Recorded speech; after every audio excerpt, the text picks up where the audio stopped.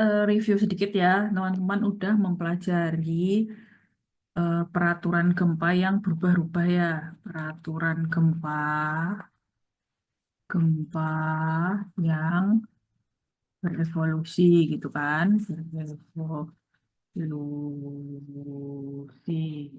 Nah, eh, kemarin juga udah belajar ya, jadi eh, apa peraturan gempa yang dulu-dulu tuh bahkan levelnya tuh gempanya 200 tahunan pernah, 500 tahunan pernah, hingga akhirnya sekarang kita itu mengenal gempa 2500 tahunan. Nah, jadi secara level kedahsyatan gempa yang kita akomodir di gedung kita itu aja berubah terus tuh gitu loh. Tuh dari level gempanya ganti gitu ya, terus cara analisisnya ganti gitu kan. Nah, nanti kita akan mempelajari analisis apa aja yang boleh gitu, yang boleh dilakukan gitu ya. Terus persyaratan lainnya juga terus ganti. Misalkan materialnya dulu bisa pakai 18 MPa, sekarang nggak bisa, dan seterusnya. Jadi banyak yang berubah gitu loh. Peraturan itu terus berubah-ubah. Dari apa nih? Kenapa berubah gitu kan? Pertama, karena pengembangan ilmu pengetahuan. Jadi misalkan eh, apa eh, makin banyak riset gitu kan.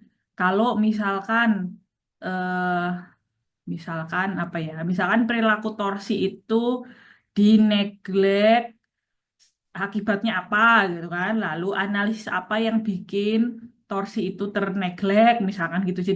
Jadi makin kita eh, banyak berkembang gitu ilmu pengetahuannya tuh, cara analisisnya pun terus-terus berkembang gitu loh. Nah, terus juga kalau misalkan ada orang riset apa tulangan mutu sangat tinggi, misalkan gimana efeknya, perilakunya bagus enggak, ductile enggak gitu-gitu. Karena pengembangan itu gitu ya, pengembangan riset, ilmu pengetahuan, teknologi gitu itu satu sisi gitu ya. Terus di sisi lainnya kan datang tuh si gempanya ya, misalkan yang terakhir kuat tuh kan yang gempa Taiwan tuh misalkan. Nah, misalkan dari situ tuh ada pembelajarannya tuh. Oh, ternyata kalau desain seperti X misalkan, ternyata perilakunya buruk gitu misalkan. Nah, itu nanti di peraturan juga bisa tuh jadi ganti lagi peraturan gitu. Jadi akib apa itulah kenapa peraturan itu berubah gitu ya. Itu tadi karena adanya finding gitu. Ada orang riset, ada orang mendalami sesuatu, menganalisis sesuatu, lalu ada gempa terjadi, ada orang yang studi dan seterusnya gitu ya. Akhirnya peraturan itu terus diupdate, update, update, update gitu, sehingga nanti kita dapatnya gedung yang makin bagus lagi gitu ceritanya. Gitu. Nah, terus kemarin juga udah belajar tentang ini ya, apa namanya? eh, Important factor. Importance factor. Ini tuh I ya, IE gitu. Nah, jadi gedung-gedung yang penting ya itu dari level gempa yang biasa aja tuh dinaikkan lagi gitu. Gedung penting itu contohnya adalah apa bangunan ibadah gitu kan ya, bangunan bersejarah yang pokoknya sangat-sangat kita nggak mau dia fail, dan juga gedung-gedung penting yang menunjang pak emergency gitu ya, kegawat daruratan seperti rumah sakit gitu-gitu. Itu diharapkan terus beroperasi setelah gempa selesai gitu. Jadi selama gempa dia tetap beroperasi tuh, habis gempa dia juga tetap beroperasi gitu. Nah, itu yang penting tuh gedung-gedung penting. Jadi jangan heran kalau misalkan apa ada gempa, semua rata tanah, tetapi ada satu masjid berdiri, ada satu gereja berdiri. Nah, itu sebenarnya memang udah dirancang lebih kuat daripada bangunan-bangunan biasa gitu. Jadi eh, apa likely apa hampir hampir besar kemungkinan itu karena itu gitu ya. Apa terlebih eh, maksudnya belum tentu semata-mata tentang spiritual gitu maksudnya ya. Ini ya, jadi kalau yang rumah sakit itu sampai 50% naiknya, jadi importance factornya sampai 1,5. Nah, terus ya kalau kan ada ya kategori important factor ini di berdasarkan gitu ya kategori resiko, kategori risiko gitu ya. Nah, yang 1,5 ini kategori resiko 4. 4 ya, oke. Nah, kalau misalkan gedungnya nggak terlalu penting gitu ya, maksudnya kategori risiko 1 dan 2, nah itu importance factornya IE-nya 1. Kalau kategori resiko 1 sampai 2. Nah, gitu ya. Nah, terus apa? Teman-teman juga udah nyobain untuk menentukan kelas situs ya. Kelas situs yang ada SA, SB, SC, SD, SE, sama SF. Gitu kan? Nah, itu juga udah cobain kalau misalkan ada hasil penyelidikan tanah dari NSPT, lalu teman-teman selanjutnya harus menentukan kelas situsnya yang mana gitu. Nah, nanti ini semua hal-hal yang penting, term-term yang penting nih kelas situs. Ya, ya ini harusnya ya. Kelas situs ini term penting, importance factor, level gempa ya, terus kategori resiko. Ini term-term yang harus tahu gitu kan. Nah, nanti akan kepake selanjutnya. Nah, sekarang kita akan mempelajari term eh, baru lagi namanya kategori desain seismik gitu ya, sama sistem struktur gitu. Nah, nanti site class yang udah teman-teman bikin tuh, kelas situs yang udah teman bikin, itu nanti akan menentukan step selanjutnya, yaitu ini KDS ya. Jadi udah bisa bikin respon spektra juga ya dimanapun gedung akan dibangun. Terus nanti gitu kalau proyek ya habis kalian lalu penyediaan tanah kan. Nah, habis itu menentukan kelas situs gitu. Nanti kalau mereka kayak gitu. Nah, lalu kita lanjutkan ya, apa itu KDS dan apa itu sistem struktur. Struktur harus ditetapkan memiliki suatu kategori desain seismik yang mengikuti pasal ini.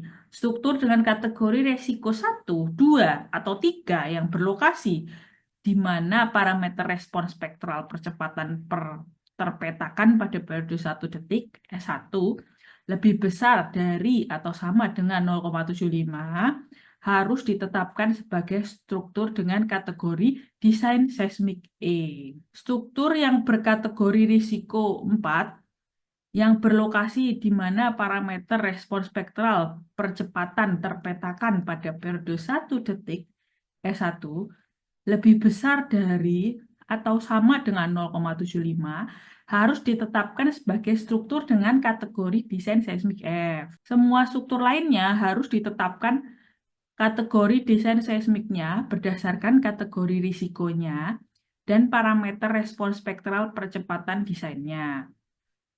SDS dan SD1 sesuai 6.3. Masing-masing bangunan dan struktur harus ditetapkan ke dalam kategori desain seismik yang lebih parah dengan mengacu pada tabel 8 dan tabel 9, terlepas dari nilai periode fundamental getaran struktur T.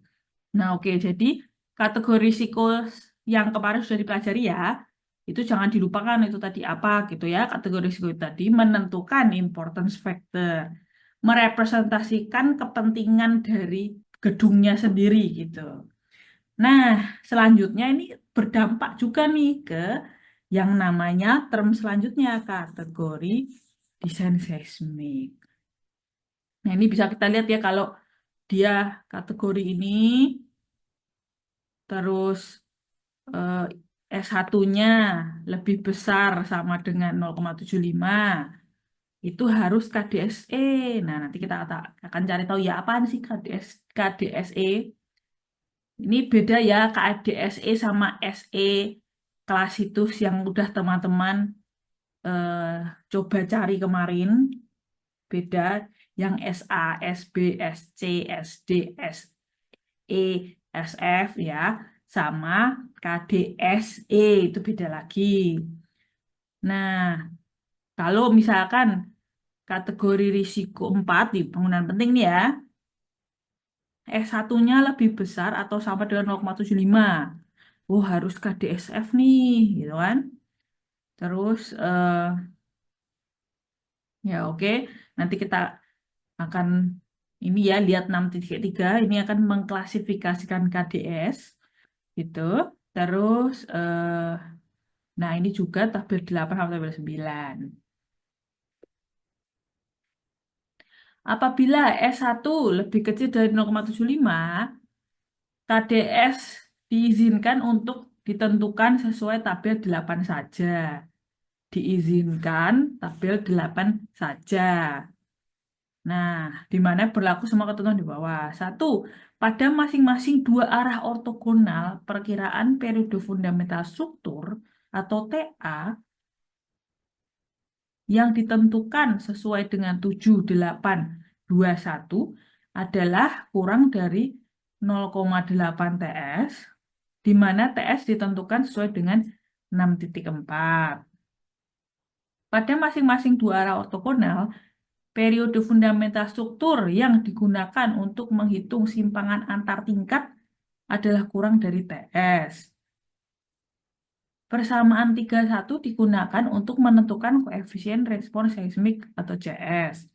Diafragma struktural adalah kaku sebagaimana disebutkan di 73.3.1 atau untuk diafragma yang fleksibel, jarak antara elemen-elemen vertikal pemikul gaya seismik tidak melebihi 12 meter. Nah, jadi kalau poin-poin ini,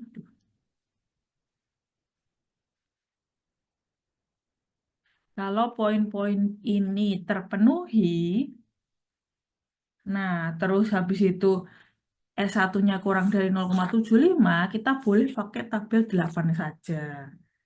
Nih ya, jadi sebenarnya harusnya tabel 8 sama tabel 9. Tapi kalau hal-hal ini terpenuhi nih, teman-teman tinggal meneglek. Boleh meneglek tabel 9 gitu.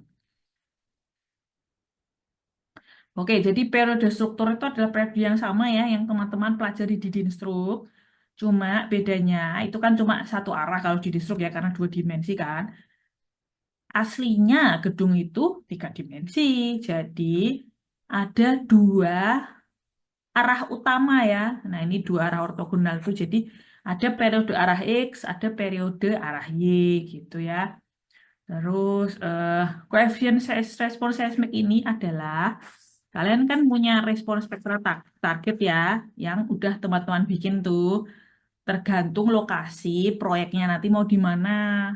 Teman-teman bikin respons spektralnya tuh kan. Nah, habis itu kan teman-teman mendesain gedungnya. Kalau misalkan periode gedung di sini, entah ya misalkan TX gitu ya.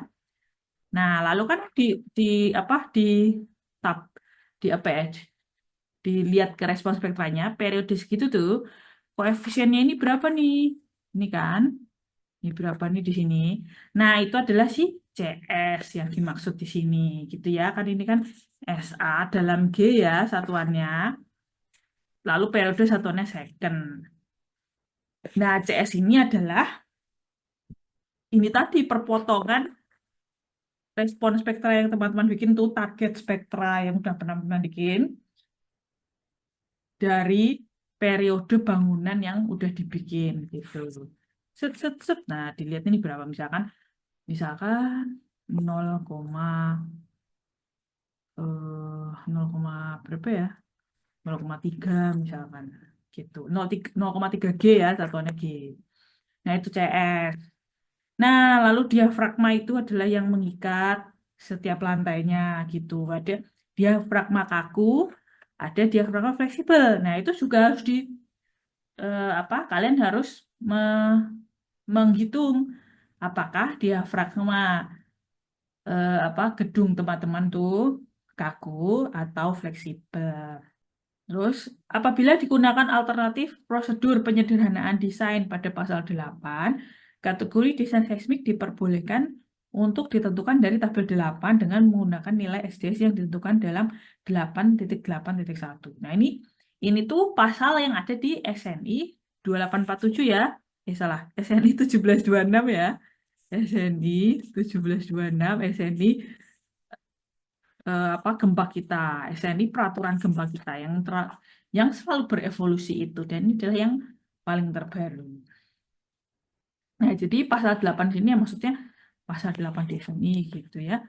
Ini juga pasal di sini, ini juga pasal di sini, ini pasal di sini gitu. Nah, inilah tabel 8 sama tabel 9. Jadi normalnya kita harus melihat dua tabel ini ya, lalu ambil yang paling parah gitu.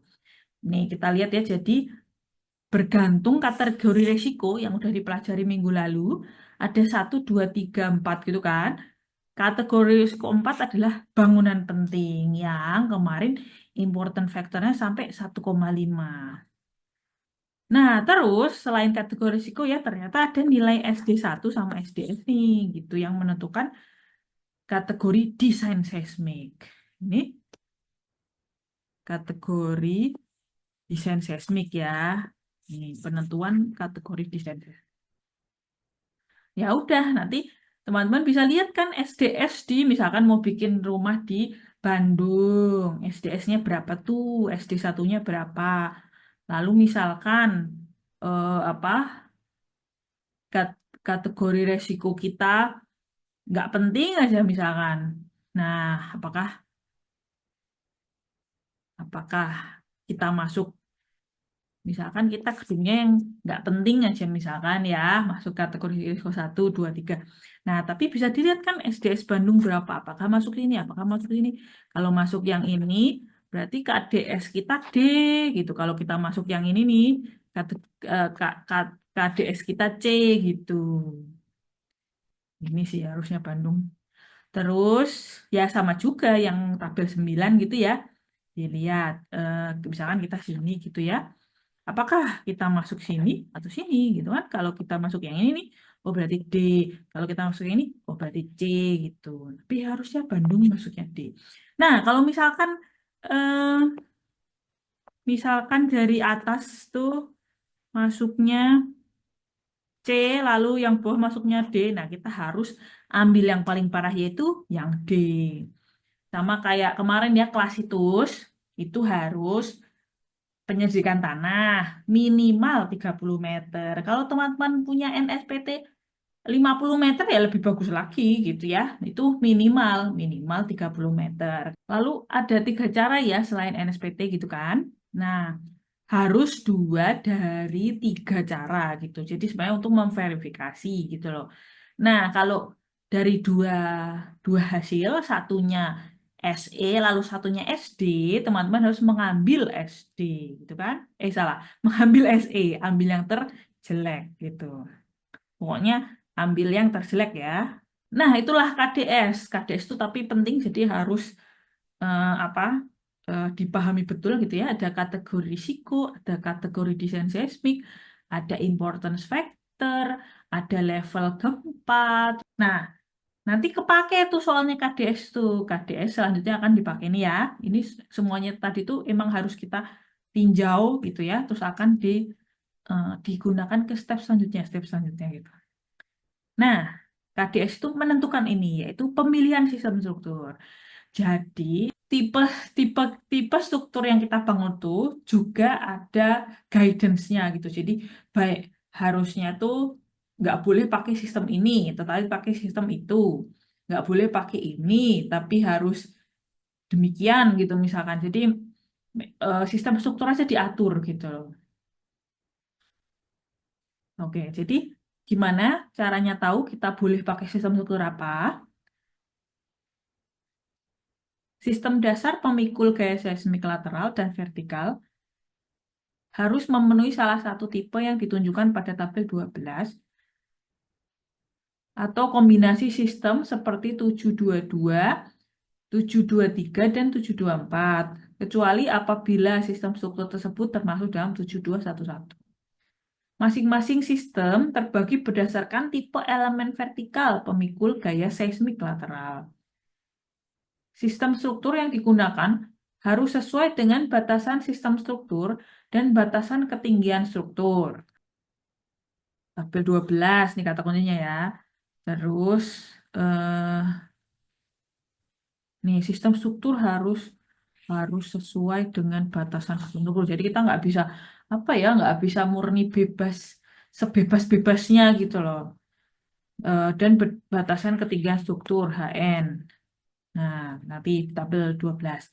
Nah, terus juga ada yang namanya koefisien modifikasi respon. Nah, ini term baru juga. Itu apa harus paham nanti ya. Faktor kuat lebih sistem omega sub zero. Jadi ini omega juga ya, tapi ini omega besar gitu kan. Dan faktor pembesaran simpangan lateral atau CD yang sesuai sebagaimana ditunjukkan pada tabel 12.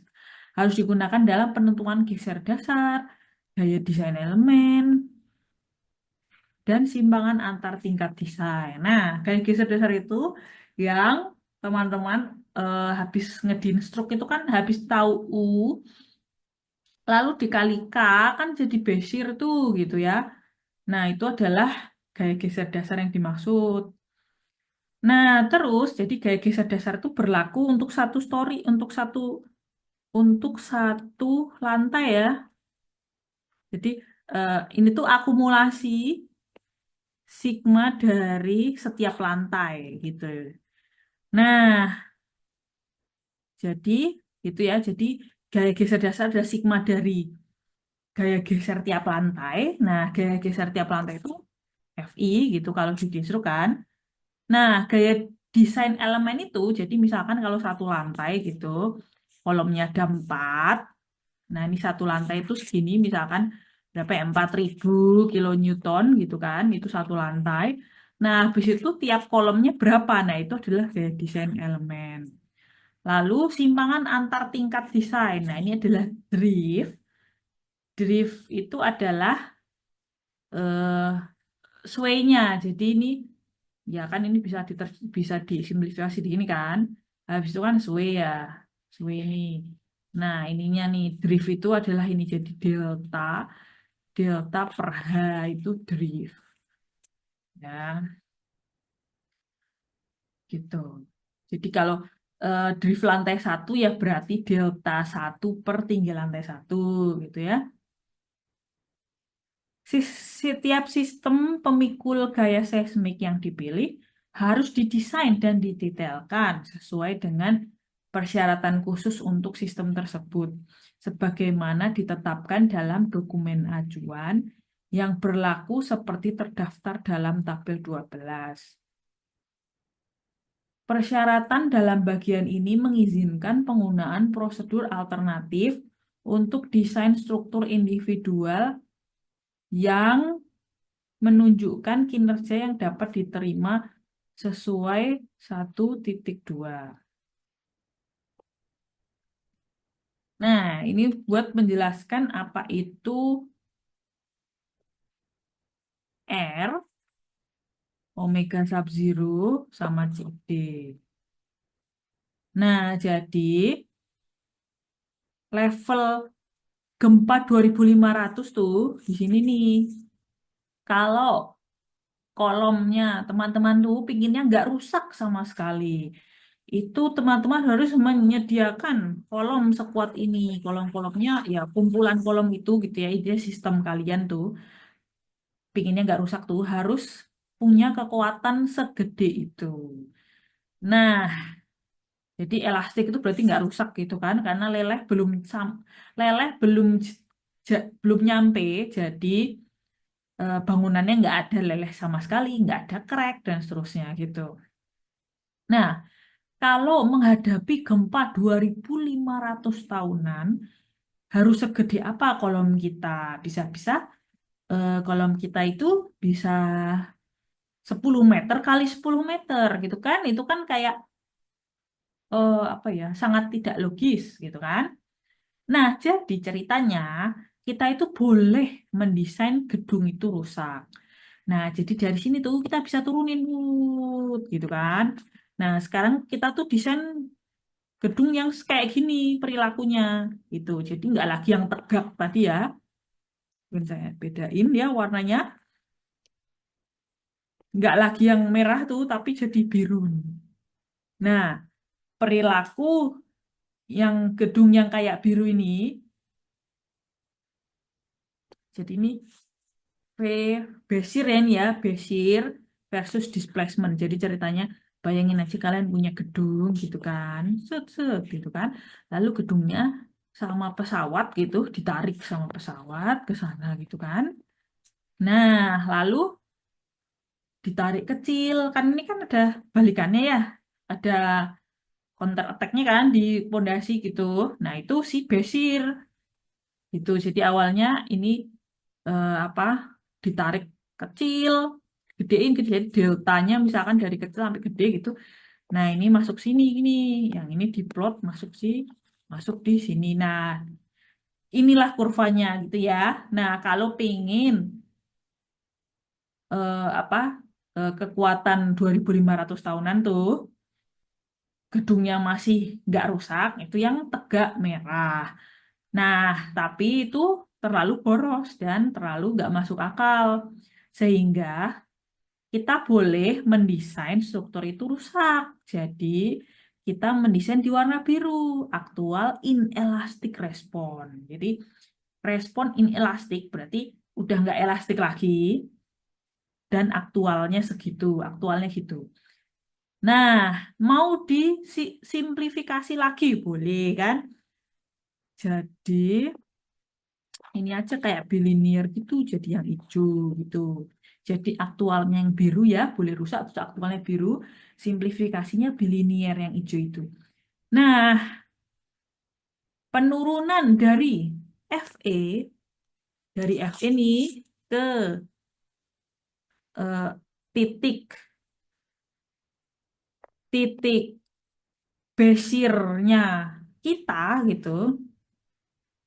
Ini dari basir, ini basir gempa 2.500 tahunan ya. Ini adalah basir yang akan kita desain gitu.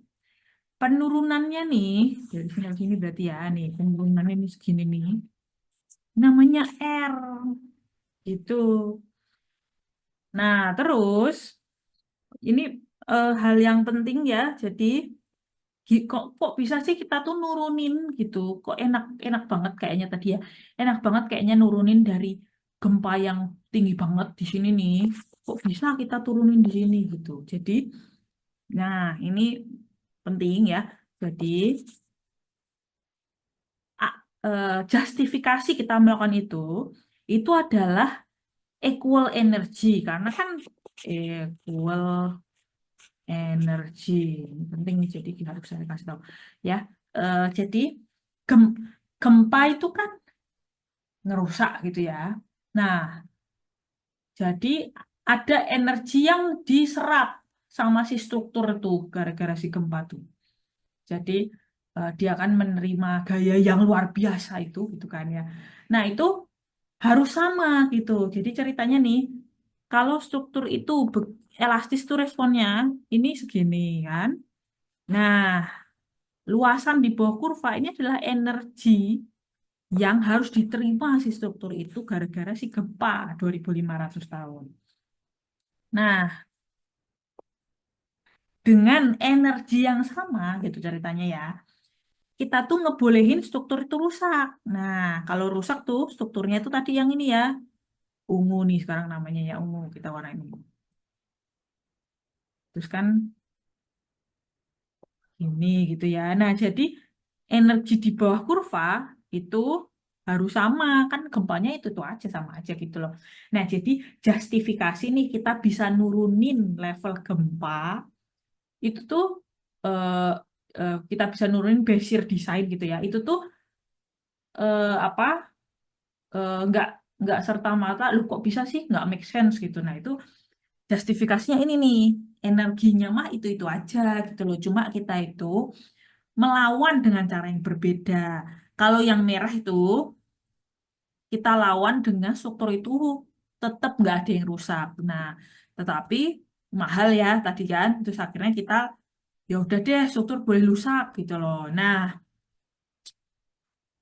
itu jadi yang biru, jadi yang ungu gitu. Jadi luas di bawah kurva merah sama dengan luas di bawah kurva ungu gitu. Itu yang menjustifikasi kita bisa nurunin Bashir desain tadi gitu ya. Nah, ini penting tadi harus dikasih tahu. Nah, oke, tadi udah ngomongin R ya tadi ya. R itu adalah setinggi ini. Nanti kita cuma desain aja segini nih, gitu ya. Ini tadi, jangan lupa ya, ini tadi ini gaya geser dasar itu adalah sigma VI, yaitu yang di kakinya itu banget penjumlahan dari semua lantai, gitu kan. Nah, VI-nya itu adalah tiap lantai. Nah, nanti bakal dibagi-bagi ke elemen-elemennya, gitu. Nah, jadi ini akan menjadi gaya geser dasar itu tadi yang ada di bawah, yang ada di ini Bashir di sini nih. Nah, V Bashir gitu ya. Nah, ini nih bakal nanti segini aja gitu. Nah, penurunan ini namanya R. Nah, ini CD itu adalah delta X yang di sini ya, dibagi sama delta kalau dia XE. Nah, ini adalah kalau dia leleh kan, ini titik-titik leleh kan gitu. Jadi ini delta X ini kelihatan ya delta X adalah displacement ketika dia nonlinear kan, ketika dia inelastik. Jadi kan ini masih elastik ya ini ya, ini zona ini masih elastik. Habis itu leleh kan dia apa bengkok lah kurva gitu kan. Nah, nah ini nih yang ungu nih, ini adalah fase inelastiknya dia nih, gitu. Nah, ya udah CD itu apa merepresentasikan displacement kalau dia berperilaku inelastik terhadap kalau dia tetap linier ya, tetap elastik. Nah, ini ada kurva lagi yang lainnya gitu ya. Jadi ini ya kurva yang sama cuma ini dari sumber yang berbeda gitu. Jadi ini V tadi ya, V versus delta sama ini sebenarnya kurvanya sama cuma ini dari sumber yang berbeda. Ini adalah kalau kita desain elastis gitu kan. Nah, nanti kita bakal desain di sini di level desain aktualnya. Jadi udah dikali omega sub zero. Jadi ini kuat lebihnya ini ya. Ini adalah kuat lebih tadi. Kan ada R, udah ya tadi dibahas. Omega sub zero itu tadi barusan. TD juga udah dibahas. Kan aktualnya yang ini kan tadi. Ini kan aktual gitu kan. Nah, ini ada kuat lebih nih kan di sini. Nah, ini adalah tabel 12. Jadi, sistem struktur yang diperbolehkan gitu ya, itu diatur di sini nih. Jadi, sistem dinding penumpu ada 18 jenis. Rangka bangunan ada 26 jenis. Rangka pemikul momen ya 26. Rangka pemikul momen ada 12. Sistem ganda ada 13 ya. Lalu sistem ganda yang eh, oh, sistem ganda yang pemikul momennya bisa menahan 25%, ada 8. Terus ada sistem interaktif dinding geser rangka dengan rangka pemikul momen beton. Ada juga sistem kolom cantilever, ada 6. Terus ada sistem baja tidak detail secara khusus. Nah, jadi ini adalah sistem struktur yang umumnya ada gitu dan diatur nih. Jadi misalkan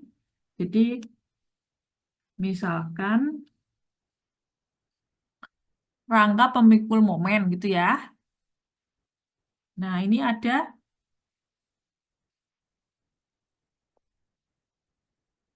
hmm, Rangka beton bertulang pemikul momen khusus, rangka beton bertulang pemikul momen biasa, sama tengah-tengah. Nah, ini tuh bentuknya, strukturnya sama gitu ya, cuma ada 3 tingkatan level. Nah, nanti kita akan mempelajari yang momen khusus, ya, yang nomor 5 gitu. Nah, ini diatur nih, jadi misalkan, jadi kita nggak bisa apa, eh bebas banget itu kalau mendesain harus gitu. Jadi kalau kita KDS tadi ya, KDS tadi misalkan dapatnya KDS D misalkan ya, KDS D ini di sini kan. Nah, ini ada TI, ini kan TI, TI, TB. Nah, jadi kalau kita KDSD, TI itu tidak diizinkan. Jadi apa? Nggak boleh kita tuh mendesain rangka beton bertulang pemikul momen menengah sama biasa untuk KDSD. Nggak boleh nih karena TI tidak diizinkan. Nah, tapi kalau momen khusus ya, rangka beton bertulang pemikul momen khusus nih, TB. TB itu tidak dibatasi, jadi boleh gitu loh. Nah, jadi malah harus kan, karena nggak ada pilihan lain kan TI gitu kan. Ya, atau mau pilih apa? Mau pilih struktur lainnya. Ini harus dilihat. Pokoknya nggak boleh TI aja. Pilih yang TB. Nah, ini lihat aja nih kan nggak boleh nih TI ini nggak boleh nih. Nah, dua-dua itu adalah pembatasan tinggi. Jadi apa maksimal 22 meter gitu. Nggak ada ya, nggak ada tulisannya ya. Ya itu. Jadi kalau ada angkanya itu berarti ada pembatasan tinggi gitu. Nah, kalau misalkan kita desain untuk apa namanya? Gedung high rise misalkan ya, ya dua-dua mah lebih gitu kan. Gitu. Apalagi ini nih 10 mah kayak 1 lantai 2 lantai kan nggak bisa tuh bikin unpar gitu misalkan ya 48 meter juga ya TB. Nah ini boleh nih baja pemikul momen khusus. Nah boleh nih. Jadi mata kuliah baja juga bisa dipakai tuh kan. Terus ya ini 48 ada batasannya ini TI nggak boleh gitu kan. Terus apa lagi? Nah ini boleh nih rangka baja dan beton komposit tapi harus pemikul momen khusus. TI nggak boleh, batasan 30 meter, 10 meter. TB, nah ini boleh lagi nih. Nah, mulai sistem ganda gitu kan, boleh. Nah, pokoknya harus cari yang boleh gitu. Nggak bisa kita itu seenaknya.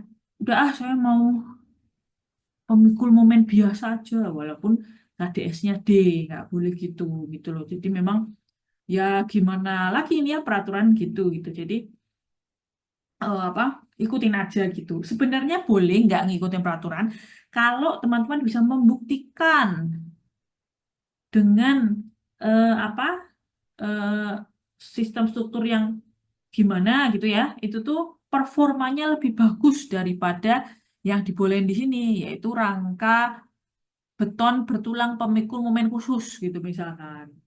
Nah, gitu. Ya, jadi misalkan mau bikin sistem struktur HI yang HI misalkan kalian bikin gitu ya boleh aja. Tapi itu tadi harus dibuktikan performanya sama atau sepadan sama yang dibolehkan gitu loh. Nah, itu tuh repot tuh. Nah, jadi apa teman-teman sebaiknya sih menggunakan sistem struktur yang disuggest gitu. Itu kan nggak perlu kalian buktiin, tinggal kalian lakuin aja kalau kalian ngikutin peraturan. Jadi tinggal, udahlah saya mau bikin nomor 5 ini gitu kan. Ya, terus ngikutin aja peraturannya gitu. Karena kan emang boleh nomor 5 gitu. Nah, gimana kalau mau kombinasi? Sistem pemikul gaya seismik yang berbeda diizinkan untuk digunakan menahan gaya seismik di masing-masing arah kedua sumbu ortogonal struktur. Ini tadi sumbu utama ya, jadi kalau arah X, arah Y gitu. 3 dimensi nih gedung kita ingat ya. Kebetulan di Zoom masih satu dimensi, masih dua dimensi, jadi masih satu arah. Bila sistem yang berbeda digunakan, masing-masing nilai R, CD, omega sub zero harus diterapkan pada setiap sistem, termasuk batasan sistem struktur yang termuat dalam tabel 12. Nah, oh ya, jadi kalau teman-teman memilih nomor 5 itu sepaket ngelihatnya. Ngelihatnya sepaket ya. Jadi, oh nih nomor 5 nih, R-nya 8, omega sub zero-nya 3, CD-nya 5,5. Gitu. Nah, ini sepaket nih ngeliatnya. Nah, misalkan nih mau dikombinasikan. Misalkan saya mau rangka beton bertuang pemikul momen khusus sama apa ya? Kombinasi apa ya? Oh,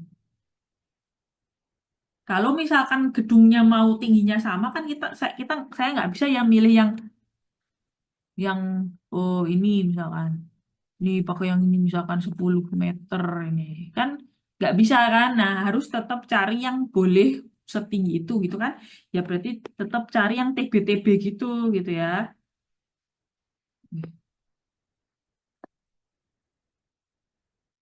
Tetap cari yang boleh mana nih. Oh harus nggak bisa ya yang kiri, nggak bisa tuh banyak TI sama 48 ya, kecuali teman-teman tingginya 48 boleh ya, misalkan mau pakai ini misalkan ya. Nih 48 misalkan. Kalau tinggi gedungnya 48 gitu. Jadi 11 ditambah 5 boleh gitu loh. Tapi kalau gedungnya tingginya 48 ya gitu. Tapi kalau misalkan tingginya tinggi banget nggak boleh ini nomor 11 ya. Harus cari yang TB berarti. Misalkan udah deh baja. Nah, ini boleh nih. Mau kombinasi sama baja yang ini nih. Kan? Ini boleh gitu kan. R8 omega sub zero 3. Wih, kebetulan sama angkanya.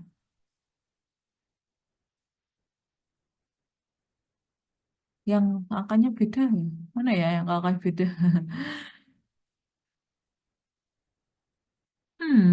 Nah misalkan, banyak yang nggak boleh ya.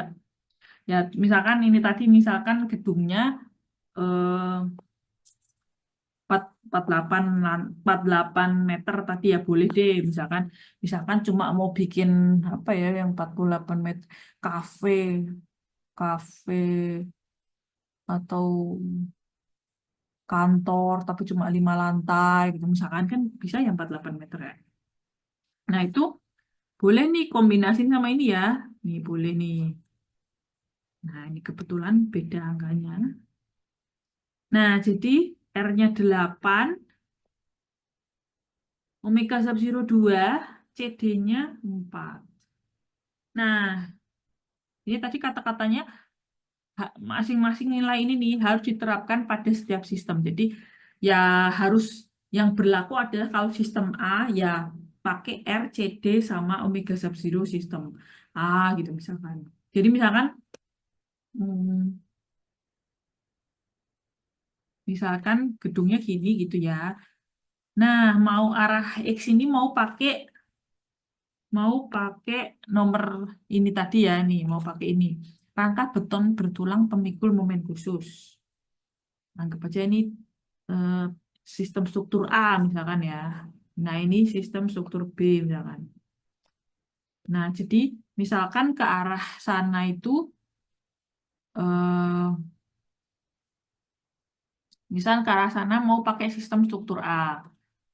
Lah, lalu mau yang ke arah sana nih pakai sistem struktur B. Nah, itu boleh gitu. Tapi nanti R, C, D sama omega sub zero-nya harus ngikutin struktur A kalau ke arah misalkan ke sana X ya, ke sana Y gitu. Jadi ke arah X harus ngikutin R, C, D sama omega sub zero struktur A. Ke arah Y harus ngikutin R, C, D, omega sub zero ke arah B gitu. Jadi bisa tuh kombinasi ya. Nah, Gimana kalau arah yang sama, 723? Jika sistem pemikul gaya seismik yang berbeda dikombinasikan untuk menahan gaya seismik dalam arah respon struktur yang sama, selain sistem ganda, persyaratan yang lebih ketat termuat dalam tabel 12 harus diterapkan dan desainnya harus sesuai dengan persyaratan ini. Nah, kalau misalkan satu arah nih, arah X misalkan, itu gabungan tipe struktur A sama B, nah ternyata harus persyaratan yang lebih ketat gitu ya, yang ini ya. Jadi R, C, D, terus omega sub zero-nya ambil yang lebih konservatif gitu. Terus kalau misalkan mau kombinasi vertikal, jadi ceritanya dari lantai 1 sampai lantai 3 maunya sistem struktur A. Lalu dari lantai 4 sampai 5 maunya sistem struktur B gitu misalkan. Nah ini 7231. Jika sistem struktur mempunyai kombinasi vertikal dalam arah yang sama, maka persyaratan di bawah ini harus diikuti. Jika struktur bagian bawah memiliki koefisien modifikasi respon R yang lebih kecil, maka koefisien desain R, CD, omega sub zero untuk struktur bagian atas diizinkan untuk digunakan dalam menghitung gaya dan simpangan antar tingkat. Ini struktur atas diizinkan untuk menghitung gaya dan simpangan antar tingkat. Untuk desain struktur bagian bawah, koefisien R, C, D, dan omega sub zero yang sesuai harus digunakan. Terus gaya yang ditransfer dari struktur bagian atas harus diperbesar. Nah, ini harus jadi ini gaya ditransfer itu berarti pertemuannya ya V Bezier dari struktur yang atas tuh, pertemuannya di lantai itu di lantai berapa sih? Lantai 3 gitu ya. Masuk ke lantai 3 tuh harus diperbesar dengan mengalikannya dengan perbandingan nilai koefisien modifikasi respon terbesar terhadap koefisien modifikasi respon terkecil. Jadi misalkan R misalkan R berapa ya? R 8 sama 6 gitu loh. Nah, berarti harus diperbesar 8/6 gitu. Ya, jadi pertemuan yang mereka tuh misalkan ini struktur ini bawahnya struktur A, di atas struktur B. Ini di atas ini ya. Jadi ngelihatnya elevation view, melihatnya bukan denah ini ya, bukan denah tapi potongan elevation view gitu. Gedung dipotong dari atas sampai bawah, memanjang gitu dari atas sampai bawah gitu. Nah, jadi lantai 1 sampai 3 itu pakai struktur A, terus tiba-tiba lantai 4 sampai lantai 5 tuh pakai struktur B. Nah, pertemuannya nih di sini kan pertemuan ya, kan bakal ketemu ke kolom-kolom yang di sini ya, kolom-kolom yang sini nih bakal ketemu kan. Nah, harus diperbesar tuh dari B menuju A gitu ya. Kan ini bakal ada apa yang ditransfer gaya Beziernya B gitu kan. Harus diperbesar R sebanyak perbandingan R yang besar terhadap R yang kecil. Jadi misalkan 8 sama 6 ya berarti 8/6. Diperbesar 8/6 kalinya. Itu kan 1, berapa tuh? Gitu. Lalu, jika struktur bagian atas memiliki nilai koefisien modifikasi respon yang lebih kecil, maka, oke ya, jadi, maka koefisien desain R, C, D, omega sub zero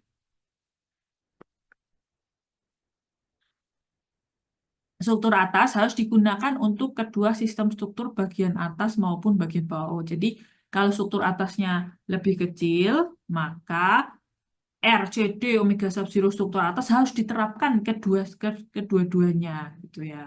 Ya gitu aja. Jadi kalau struktur atasnya R-nya lebih kecil pakai nomor 2. Kalau struktur atasnya lebih besar pakai nomor 1. Kecuali Struktur atap yang ketinggiannya tidak melebihi 2 tingkat dan beratnya tidak melebihi 10% berat struktur total. Sistem struktur lainnya yang ditumpu dengan berat sama atau kurang dari 10% berat struktur. Hunian hunian mandiri satu dan dua keluarga dari konstruksi rangka ringan. Nah, terus ada namanya prosedur analisis 2 tahap. Prosedur gaya lateral ekivalen 2 tahap diizinkan untuk digunakan pada struktur yang mempunyai bagian atas yang fleksibel dan bagian bawah yang kaku. Asalkan desain struktur dilakukan sesuai dengan hal-hal berikut ini. Kekakuan bagian bawah harus paling sedikit 10 kali kekakuan bagian atas. Kekakuan bawah 10 kali kekakuan atas. Periode struktur keseluruhan tidak boleh melebihi 1,1 periode bagian atas yang dianalisis terpisah gitu kan.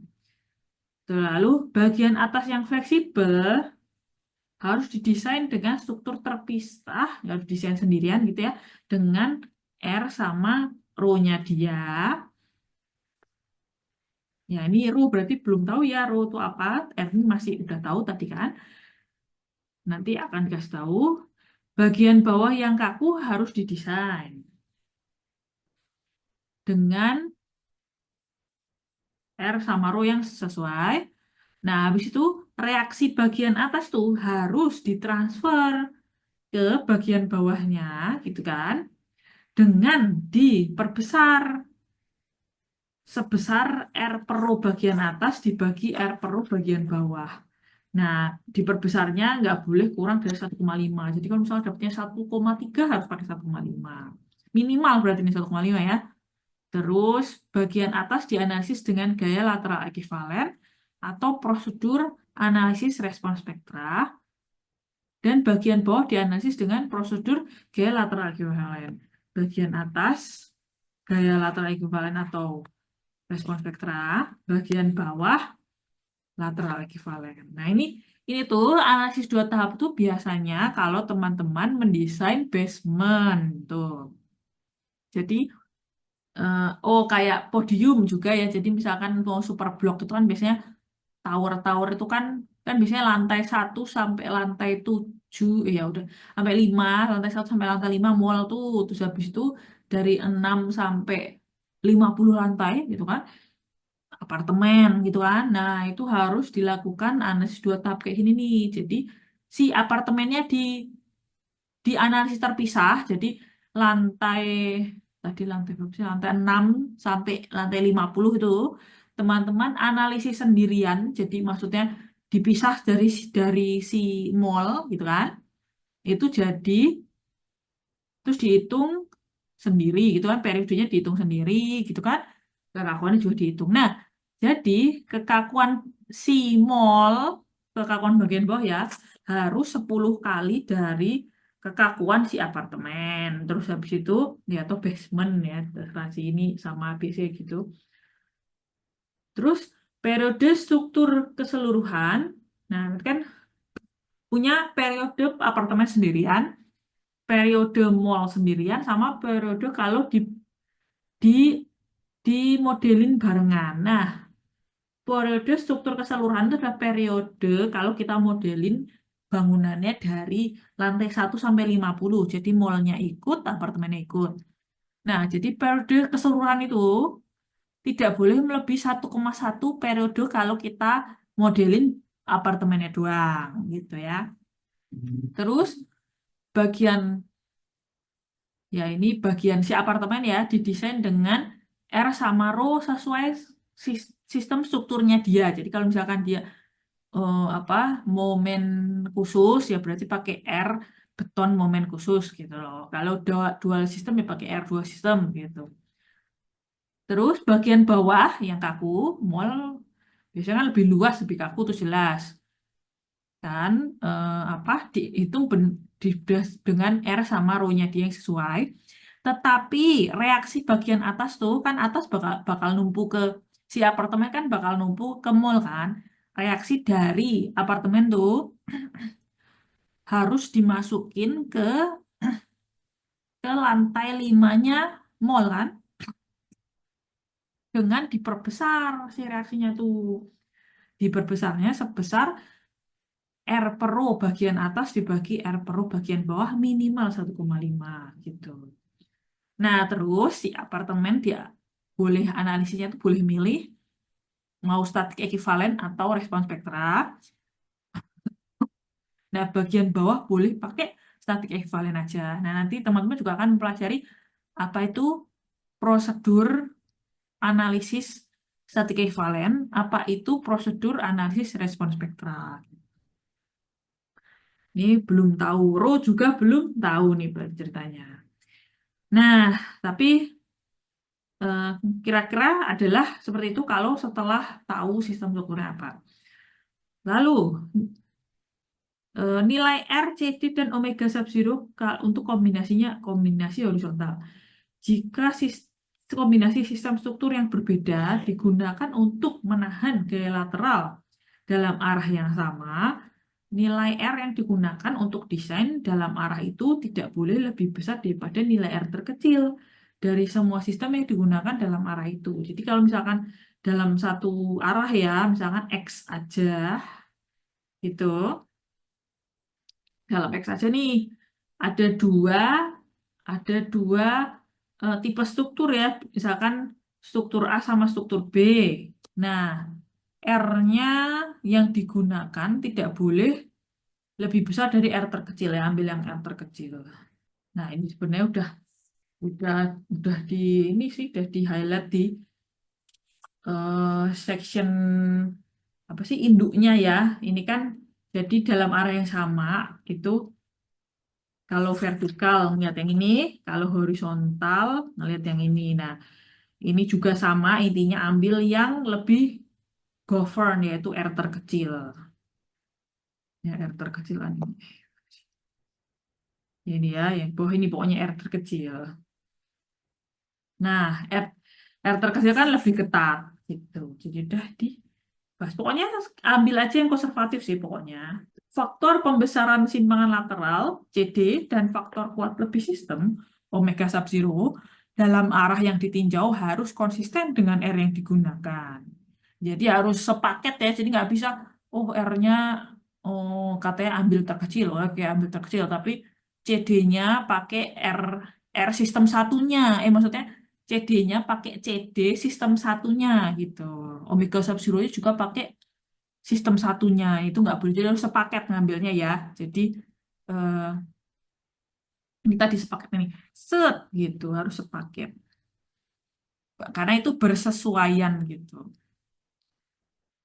Pengecualian, elemen pemikul diizinkan untuk didesain menggunakan nilai R terkecil untuk sistem struktur berbeda pada masing-masing sistem struktur independen jika tiga kondisi berikut dipenuhi.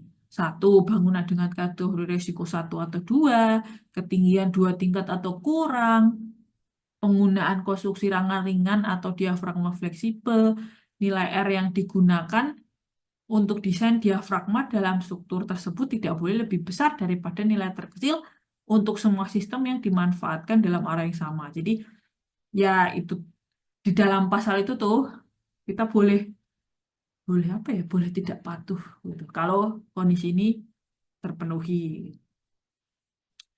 Persyaratan pendetailan pada kombinasi sistem rangka.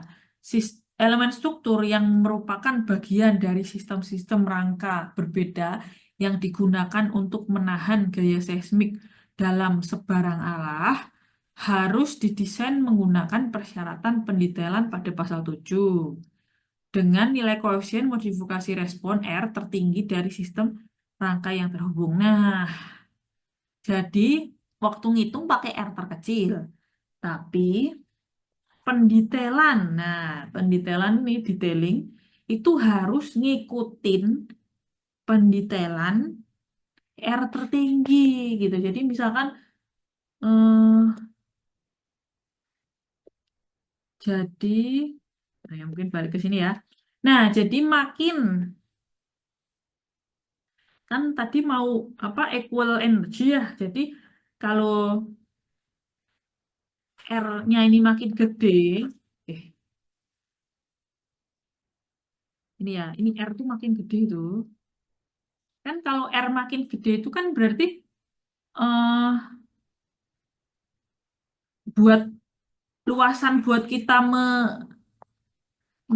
apa ya menyamakan energinya itu kan makin makin R-nya makin gede kan makin tipis gitu kan Mas ini. Jadi makin harus lebih panjang lagi kan, harus makin makin R-nya gede tuh kurva harus jadi makin memanjang ke kanan karena mengejar energi yang sama gitu kan.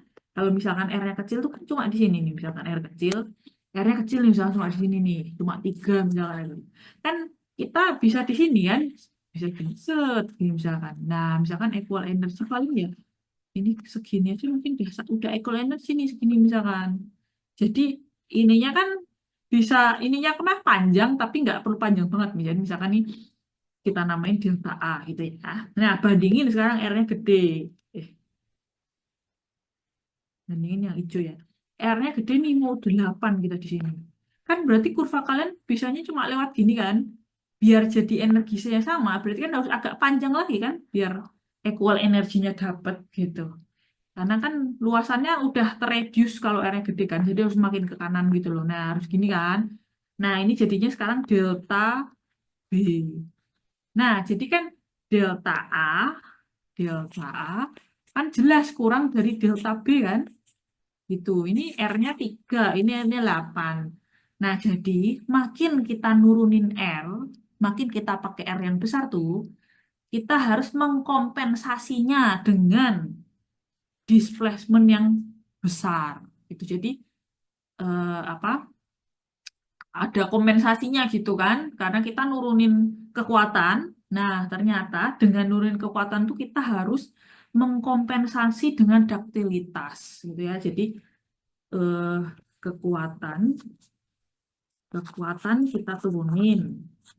Tapi ternyata ada konsekuensinya. Displacementnya harus lebih panjang. Jadi duktilitasnya, kompensasinya ya, duktilitas kita harus lebih tinggi gitu.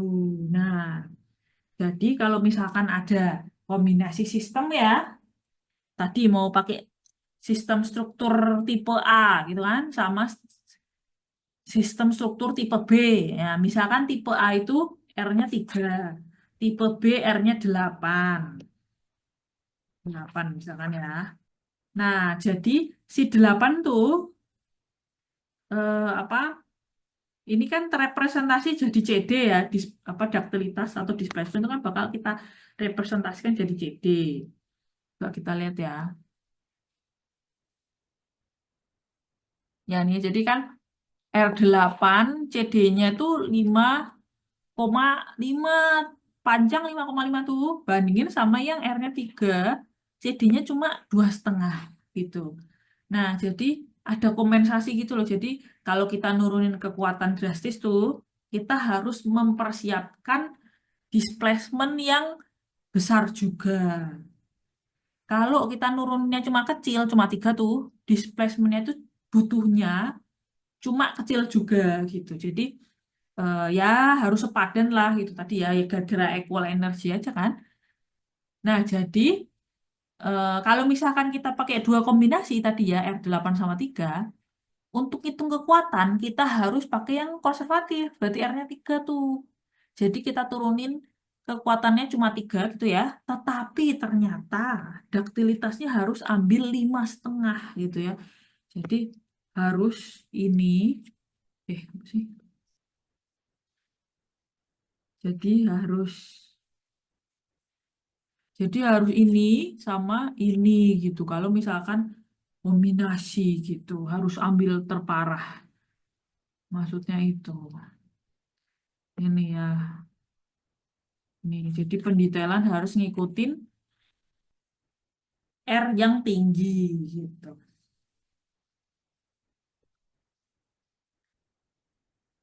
Persyaratan sistem spesifik. Sistem rangka struktur harus juga memenuhi persyaratan sistem spesifik sesuai pasal-pasal berikut ini. 7251 sistem ganda. Untuk sistem ganda, rangka pemikul momen harus mampu memikul paling sedikit 25% gaya seismik desain. Tahanan gaya seismik total harus disediakan oleh kombinasi rangka pemikul momen dan dinding geser atau rangka bracing dengan distribusi yang proporsional terhadap kekakuannya. Nah, jadi misalkan mau pakai sistem, jadi sistem ganda ini bisa kita klaim. Ada yang namanya sistem ganda ya, bisa kita klaim. Kan di sini ada nih di tabel 12. Ada D, sistem ganda dengan rangka pemikul momen khusus yang mampu menahan paling sedikit 25% gaya seismik yang diterapkan, sama sistem ganda dengan rangka pemikul momen menengah mampu menahan paling sedikit 25% gaya seismik yang ditetapkan. Nah, jadi D sama F itu tuh kombinasi juga.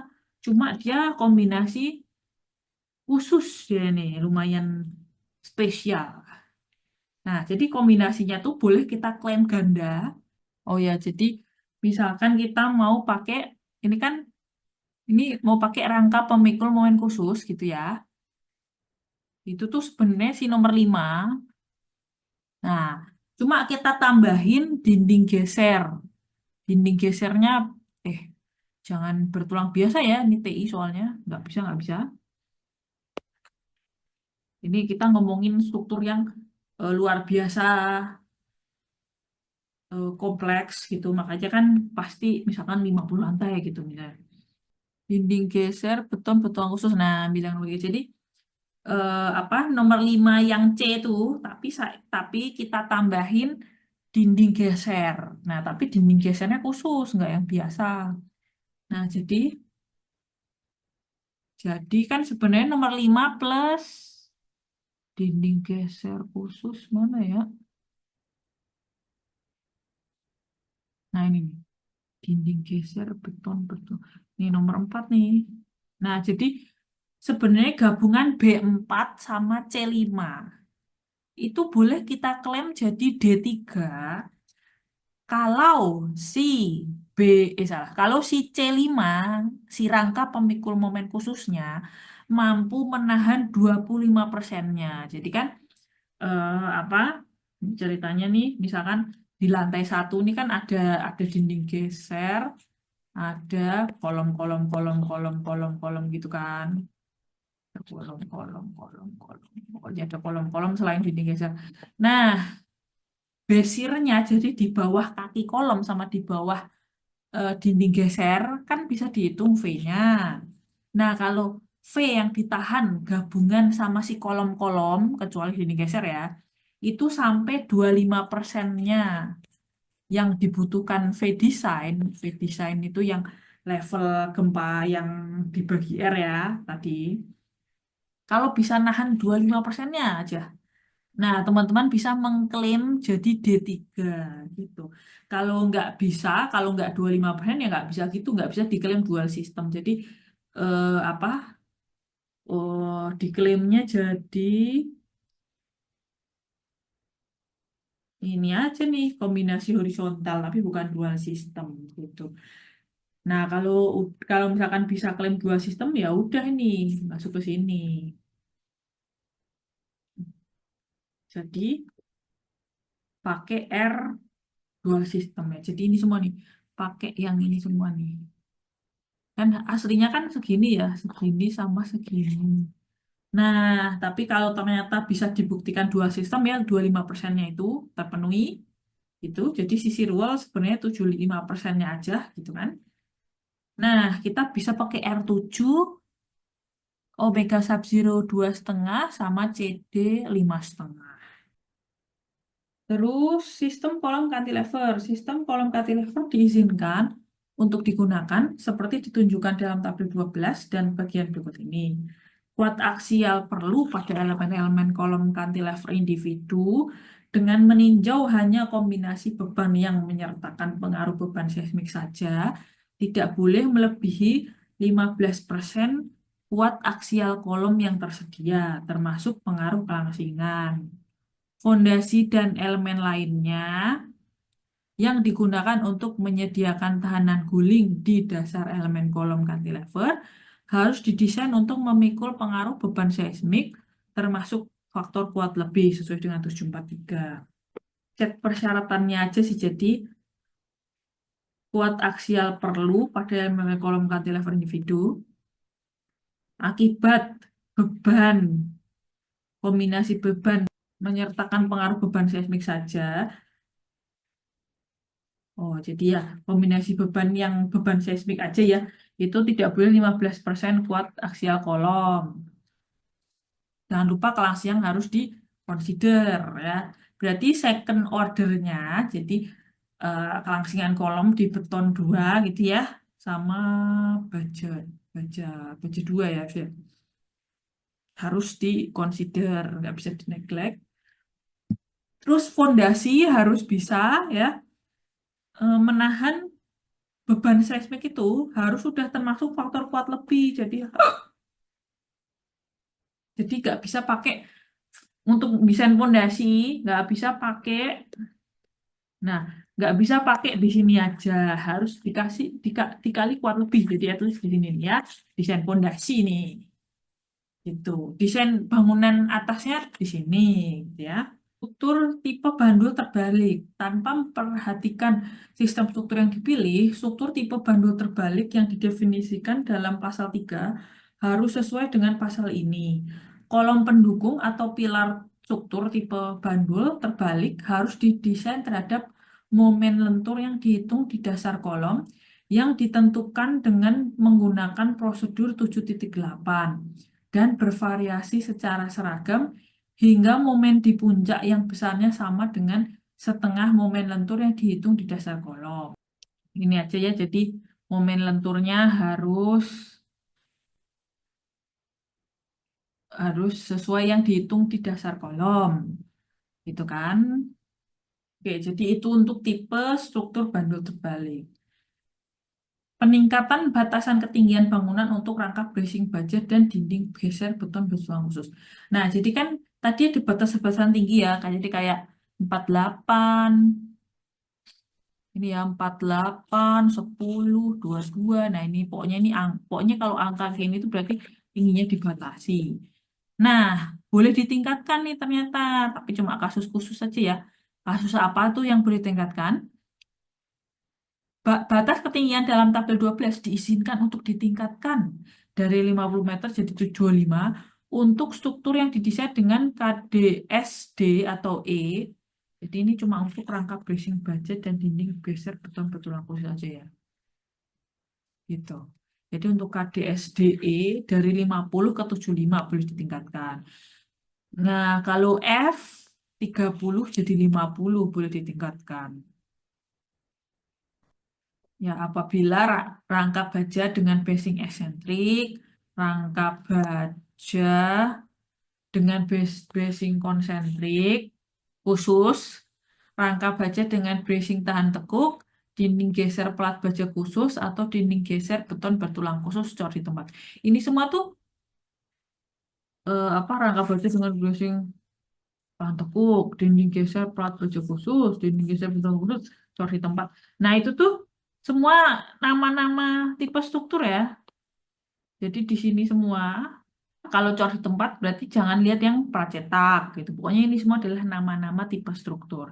Nah, kebetulan ada banyak di mata kuliah ini, teman-teman cuma belajar satu aja tipe struktur, yaitu sistem rangka pemikul momen khusus beton ya gitu. Jadi dari ini semua nih, yang banyak ini, untuk mata kuliah ini teman-teman cuma belajar C5 aja dari sekian banyak tipe struktur. Tapi harus tahu juga tipe struktur lainnya gitu ya, karena nanti di proyek kan apa sangat mungkin buat mendesain struktur lainnya ya. Nah, jadi struktur C5 adalah struktur yang paling dominan ada. Jadi santai aja, tahu C5 aja itu udah bagus banget. Karena itu sangat dominan, dominated lah. Nah, jadi ketika strukturnya udah kompleks banget tuh, nah ini slide ini harus tahu banget gitu. Jadi kalau udah ngomongin bangunan 50 lantai itu nggak mungkin pakai C5 doang, pasti harus dual sistem, harus sistem ganda gitu ya.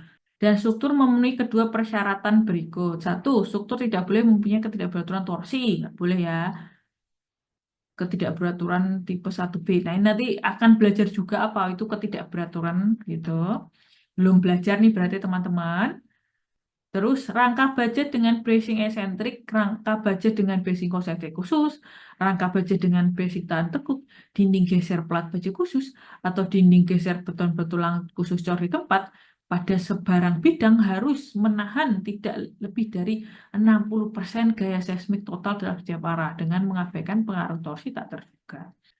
Rangka pemikul momen khusus pada struktur dengan kategori desain seismik D sampai F. Nah ini, rangka pemikul momen khusus. Nah ini tuh yang akan dipelajari di mata kuliah ini. At least satu aja tipe struktur teman-teman bisa. Sekali lagi ini yang paling dominan di Indonesia. Jadi tahu ini juga sangat bagus gitu ya. Nah kalau misalkan nih kita desain SRPMK ya ini rangka pemikul momen khusus. KDS-nya D atau KDS-nya F misalkan ya dari hasil apa SD1 tadi ya SD1 SDS gitu kan dapatnya terus kategori risiko gitu kan dapatnya ternyata KDSD. Nah, ini harus dilihat jadinya. Untuk struktur yang didesain untuk kategori desain seismik D, E, atau F yang rangka momen khususnya disyaratkan pada tabel 12 karena batasan sistem struktur, maka rangka harus menerus ke dasar. Rangka momen khusus yang digunakan tetapi tidak disyaratkan oleh tabel 12 diizinkan untuk tidak diteruskan atau discontinue di atas dasar dan didukung oleh sistem yang lebih kaku dengan koefisien modifikasi respon R lebih kecil apabila memenuhi 7231 7334. Harus menerus ya untuk yang momen khusus dan DF harus menerus, tetapi boleh enggak kalau itu yang bawah. Rangka baja momen rangka baja pemikul momen biasa. Kategori desain seismik D atau F. Struktur rangka baja pemikul momen biasa satu tingkat yang didesain untuk kategori desain seismik D atau F diizinkan memiliki tinggi struktur HN sampai 20 meter apabila beban mati yang ditanggungnya dan tributary beban atapnya tidak melebihi 0,96 kN per meter persegi. Nah, jadi bisa ditingkatin ya sampai 20 meter. Itu coba kita lihat harusnya berapa sih? Biasa ya, baja biasa. Baja biasa. Oh, nomor 4 tuh, C4. Oh, tidak boleh.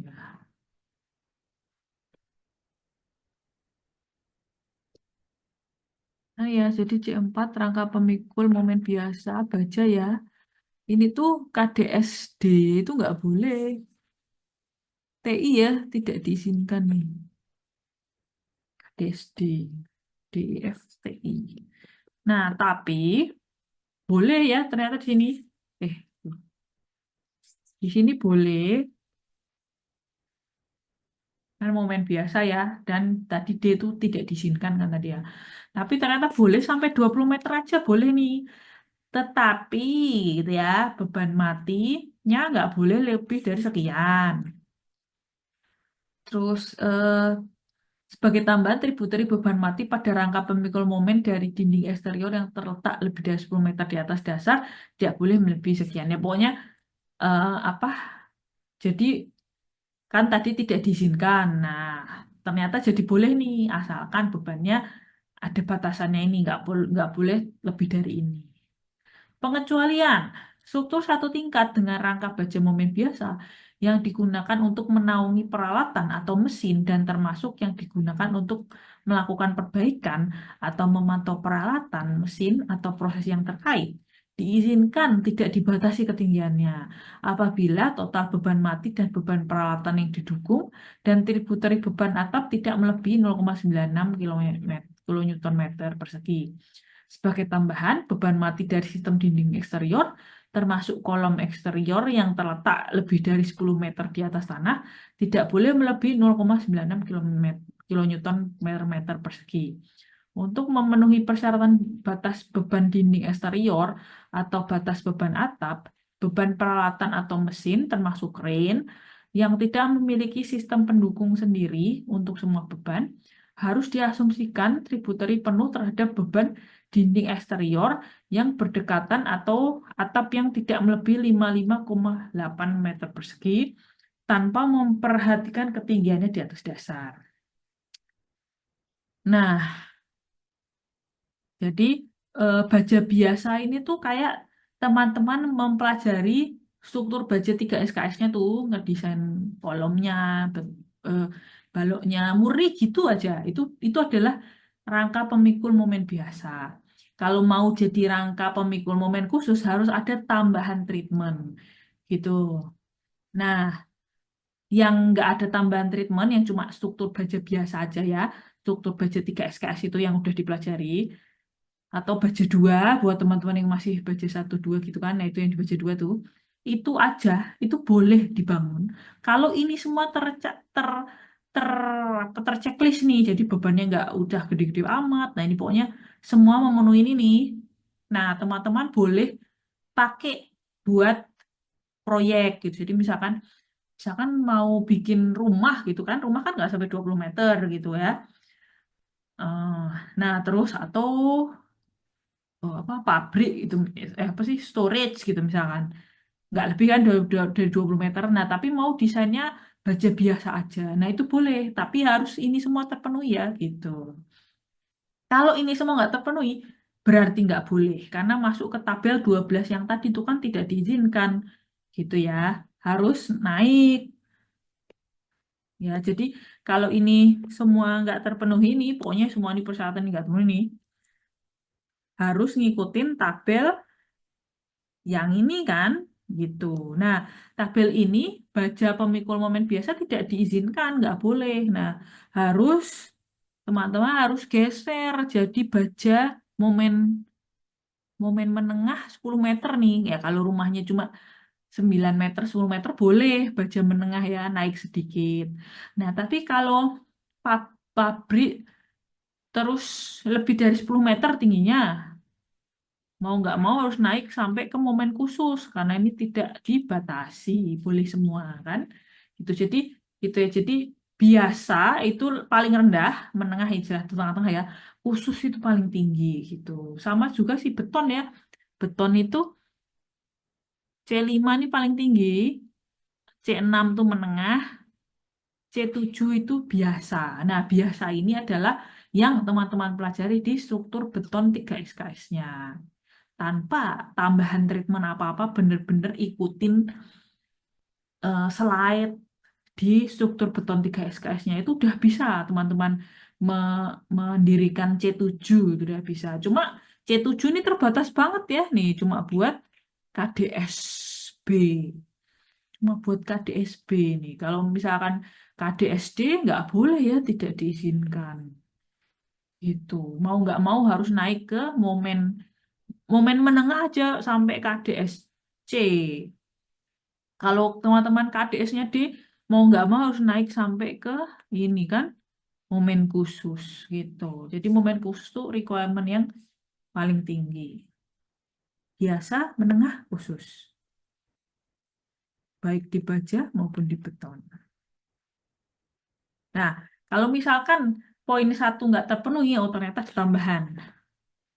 Struktur rangka baja pemikul momen biasa yang didesain untuk kategori desain seismik D atau E yang tidak memenuhi batasan 72561 butir satu diizinkan dalam konstruksi rangka ringan sampai ketinggian 10 meter di mana beban mati atap atau beban mati di semua lantai di atas dasar yang didukung dan tributary pada rangka momen tidak melebihi 1,68 kilonewton per meter persegi.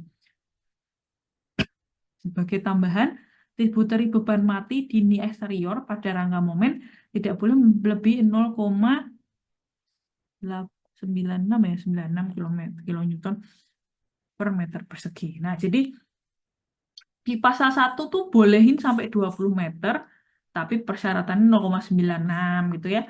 Pasal 2 bolehin sampai 10 meter, tapi bebannya bisa lebih gede lagi dikit gitu.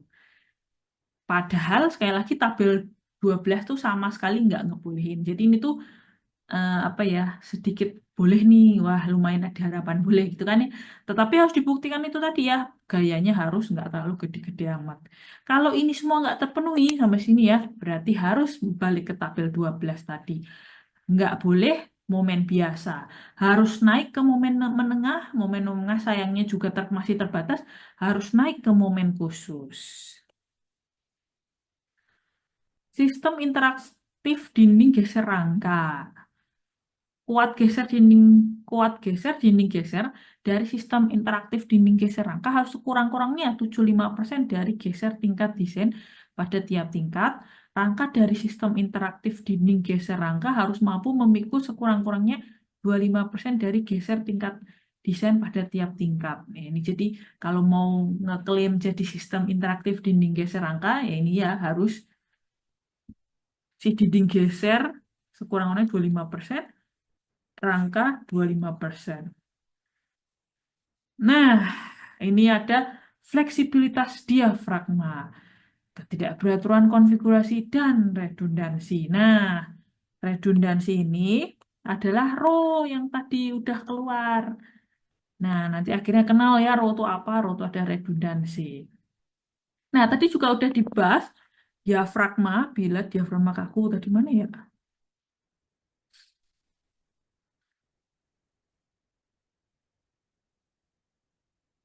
Oh, ini nih. Ini udah dibahas nih kan. Udah sempet disentil-sentil dikit lah. Nah, nah nih, kaku, fleksibel gitu-gitu.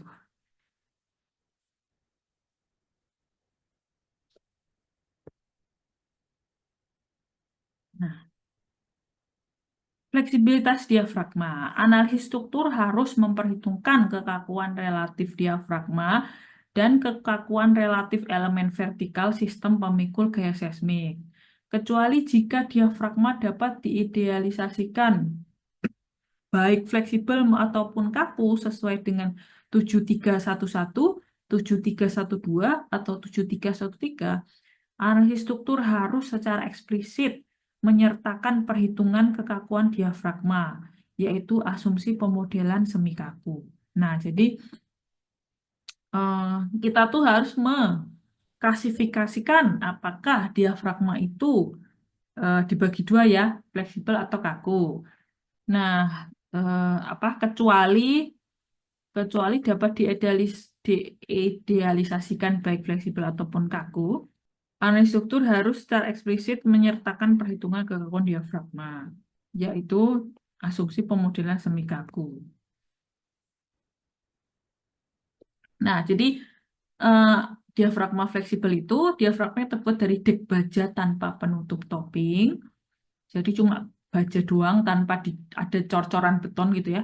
Atau panel kayu dapat diidealisasikan sebagai diafragma fleksibel jika memenuhi atau lebih kondisi berikut. Satu, struktur dengan elemen vertikal berupa rangka baja dengan bracing, rangka baja dan beton komposit dengan bracing, atau beton, dinding bata, baja, atau dinding geser komposit baja dan beton. Dua, bangunan hunian satu atau dua tingkat. Tiga, struktur rangka ringan yang memenuhi kondisi berikut. A. Penutup beton atau material serupa tidak ditempatkan di atas panel diafragma kayu, kecuali untuk penutup non-struktural dengan tebal tidak melebihi 38 mm. B. Setiap baris elemen vertikal sistem pemikul gaya seismik memenuhi simpangan antar tingkat izin pada tabel 20. 7312 kondisi diafragma kaku. Diafragma plat beton atau dek metal yang diberi penutup beton dengan perbandingan S per DE sebesar 3 atau kurang pada struktur tanpa ketidakberaturan horizontal dapat diidealisasikan sebagai diafragma kaku. Nah, apaan itu S per DE? S itu, jadi kalau ada diafragma gitu. Oh ya, jadi diafragma itu adalah diafragma kaku tuh itu adalah yang membuat di dinstro kalian kan sebenarnya dinstro kalian kan tiga dimensi ya gini misalkan gitu kan ya atau gini gitu kan bangunannya terus kan bisa diidealisasikan jadi pentol korek kayak gini nih. Nah, bisa diidealisasikan kayak gini nih kalau diafragmanya itu kaku gitu loh. Nah, kalau apa? Jadi kalau diafragma tuh kaku tuh semua semua calculation dinstru kalian tuh hampir mendekati 99% gitu ya angkanya persis gitu. Sama analisis kalian, analisis gedung kalian gitu loh. Nah, tapi kalau diafragmanya nggak kaku, nah densruk tuh jadi apa? Jadi nggak bisa idealisasi kayak gini tuh gitu loh. Nah, jadi kalau teman-teman punya gedung tuh harus cek dulu diafragmanya kaku atau fleksibel atau tengah-tengah nih. Tadi kan tengah-tengah namanya tadi apa sih? Semi kaku gitu. Nah, dibilang kaku gitu kan ya. Nih, dibilang kaku nih. Kalau S per D-nya sebesar 3 atau kurang. Jadi kalau misalkan ada gempa ya, misalkan eh, kan ini ya diafragma ini bakal misalnya ke arah sana gitu ya. Berarti ini nih S. Nah, terus ini tadi D, ya ini ya kayak gini nih. DE gitu. Nah, lalu dia akan melenting kayak gini nih. Nah, jadi S per D-nya sebesar 3 atau kurang, itu satu ya. Terus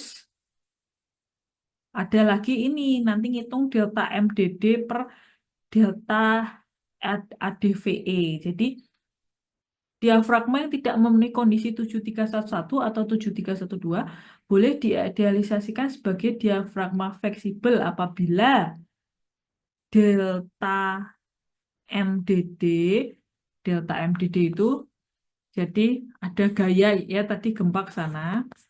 Tuh, lalu diafragma itu kita lihat perpindahannya. Kan kan kayak di instruk ya kalau di instruk kan bisa jadi pentol korek karena ketika ini pindah 10 cm, titik ini juga pindah 10 cm, titik ini juga pindah 10 cm, titik ini juga pindah 10 cm. Terus di arah yang sama, jadi ke arah ini misalkan dov satu semua gitu. Dov satu semua dan angkanya 10 cm misalnya gitu. Jadi nggak ada titik A gitu geser ke dov 2 misalkan. Jadi dov 2-nya itu nggak dominan gitu loh. Jadi bener-bener arahnya ke arah satu semua dan besarnya sama. Nah, itu berarti jelas-jelas diafragmanya kaku. Nah, kalau ternyata nih dari hasil analisis, kan pinginnya kan geraknya tadi ya 10 titik titik A, titik B, titik C, geraknya tuh bener-bener ke arah ke arah apa eh paralel sama si arah gempa sini kan bener-bener ke sana gitu semua. Nah ternyata enggak misalkan ternyata setelah dari analisis itu si diafragma itu kayak gini displacementnya. Nah jadi apa kita mau ngelihat nih apakah dia cenderung gerak gerak geser ke arah satu gitu atau ini cenderung yang ini melenting gitu. Kalau dia cenderung melenting, cenderung merah gitu ya atau cenderung geser aja gitu loh. Nah, cuma geser gini. Jadi kalau yang biru tuh bener-bener murni geser doang translasi ya. Tapi kalau yang merah tuh kayak melenting gitu loh gitu. Nah, kalau melenting kayak gitu tuh kelihatan banget ya diafragma fleksibel, nggak nggak bisa jadi kayak pentol koreknya di struk itu gitu ya. Nah, jadi kalau delta MDD per delta average eh, ADV ini lebih besar dari 2. Jadi jadi ini tuh pergeseran defleksi delta MDD gitu. Jadi ya sepanjang merah itu. Nah, terus kan terus ini ada nih pergerakan ini bisa kita bilang delta max gitu ya. Ini delta min yang sini. Delta min. Nah, delta average itu ya si delta average tuh yang hijau sekarang ya segini doang nih segini doang gitu yang hijau ya nah jadi delta average tuh ya delta max ditambah delta min bagi 2 itu jadi si delta average nah kalau defleksi yang delta MDD itu luar biasa lebih gede lebih dominan daripada si delta average kan ini kan cenderung translasi ya geraknya ya kalau ini kan cenderung apa namanya lentur gitu loh lentur jadi kalau delta MDD-nya sangat dominan lebih besar dari 2 ya dibandingin sama delta average. Oh, berarti diafragma teman-teman fleksibel gitu. Nggak bisa ngaku-ngaku jadi kaku gitu. Gitu sih. Nah, biasanya diafragma fleksibel tuh kalau terlalu banyak void dalam satu lantai itu. Jadi bayangin aja kayak mall tuh kan apa voidnya gede ya karena dari lantai 3 mau ngelihat lantai ke 2 tuh bisa gitu loh. Tinggal tinggal apa eh meinikan kepala gitu kan langsung bisa ngelihat lantai 2. Nah itu kan void tuh segede itu voidnya. Nah itu biasanya tuh diafragmanya fleksibel tuh nggak bisa kita ngaku-ngaku di diafragma kaku. Nah, jadi gambarin gambarin void kayak gini. Tapi ini voidnya cenderung kecil, masih mungkin masih bisa masuk kaku kalau nanti teman-teman menghitung ini gitu. Nah, yang jelas kalau voidnya gede gitu jelas-jelas pasti dia akan lebih dominan ini. Terus juga ini harus dicek dua arah ya. Jadi selain ini nih, nanti harus cek yang ke arah sini juga. Jadi lentingannya ke sana itu cek delta average sama lentingan ke arah sana gitu loh. Itu. Jadi harus dicek dua arah. Terus jangan lupa juga kalau terlalu terlalu panjang di satu sisi. Jadi misalkan nggak ada void tuh, tapi ukurannya kayak nggak ada void ya. Ini dicor semua. Kalau ukur kotak kan jelas-jelas bisa. Ya, dia dicor semua dan ukurannya kotak. Itu sangat mungkin besar kemungkinan dia itu diafragma kaku. Nah, ini ceritanya nggak ada void nih. Apa dicor semua gitu kan. Nah, cuma segini ini 20 meter. Segini cuma 8 meter misalkan. Nah, ini bayangin aja nih, kena gempa gini pasti dia akan cenderung melenting gerakannya. Nah, ini pasti diafragma fleksibel gitu. Jadi jangan lupa ada persyaratan S per DE gitu. Nggak terlalu dominan ke satu sisi gitu loh. Nah, sama ini, hitung delta MDD sama delta average. Hmm. Jadi harus dihitung dua arah ya. Nah, biasanya sih kalau misalkan udah tahu dia agak memanjang ke arah Y, analisis ke sini sama analisis ke arah merah sama analisis ke arah biru pasti akan yang menentukan ke arah biru karena kan lebih panjang ke arah merah kan itu akan dominan melenting gini kan gitu loh. Nah, jadi harus dicek ke semua arah, tapi kalau udah tahu bentuknya gini mah pasti ini govern gitu, ini menentukan ke arah biru nih. Nggak perlu repot-repot ngitung ke arah merah gitu. Nah, terus ini adalah analisis-analisis yang diizinkan. Jadi ceritanya ya, analisis gempa, prosedurnya itu ada 4 sebenarnya sih. Jadi ada statik ekuivalen, jadi ada statik ekuivalen ya gaya lateral. Hmm. Gaya lateral ekuivalen, lalu respon spektra sama respon riwayat waktu. Nah, ini respon riwayat waktu tuh ada yang linear, ada non linear. Jadi sebenarnya ada 4. Jadi ini adalah statik. Jadi ini statik ya, ini statik. Ini dinamik, analisis dinamik. Tapi ini linier, ini juga masih linier. Nah, time history ini ada non-linear statik sama non-linear dinamik. Jadi respon riwayat waktu itu ada 2 jenis. Jadi sebenarnya ya prosedur analisis itu ada 4 gitu. Nah, kita boleh pakai yang mana pertanyaannya? Itu adalah ngelihat tabel ini. Jadi kalau teman-teman di KDSD,